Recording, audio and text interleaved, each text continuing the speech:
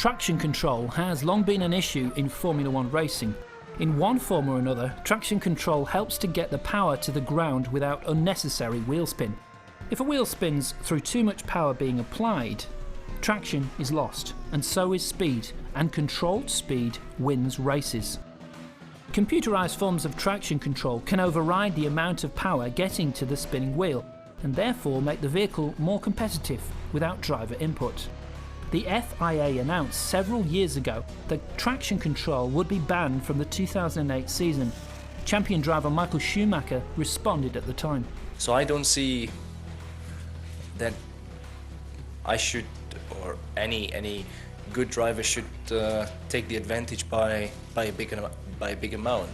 The only way I could see that, and I would agree, is in the rain condition. Because in the rain condition, I believe without traction control in particular, it will be very, very difficult, and you need a lot more feeling in order to be on the pace. At the same time, it will be quite a bit more dangerous, but that has been in the past the same, and we have to deal with that. So it's going to be a little bit more exciting. Schumacher felt that he, along with other drivers, would no doubt cope with the changes.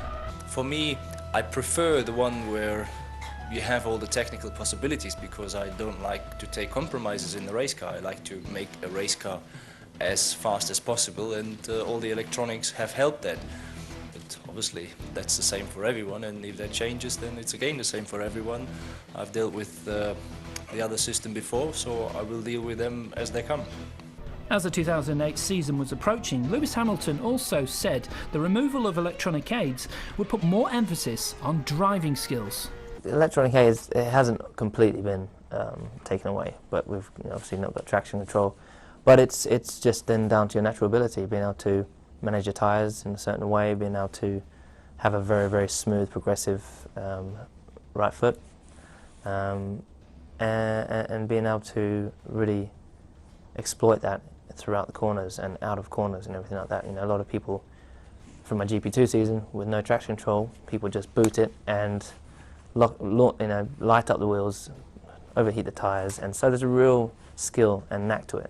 So I think next year you'll see, for sure, the top car is going to be at the front, whatever happens, but the best driver will shine through, I think, so will be interesting to see who it is. At F1 Honda, test driver Alex Wurz was forthright about the ability of drivers to cope with the loss of traction control.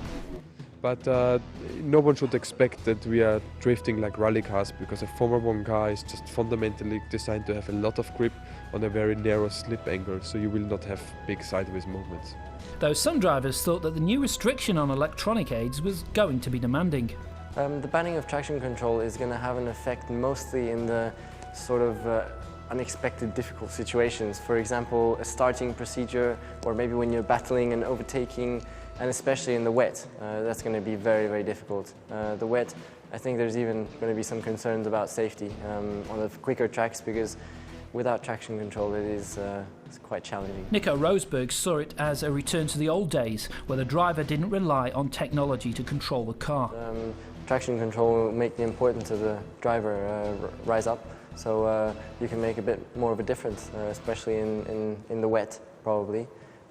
So that's a nice thing. While it remains to be seen whether the ban on traction control and other electronic aids will remain as part of Formula One rules into the future, one thing is for certain though, that this sport remains the ultimate for traditional race car drivers.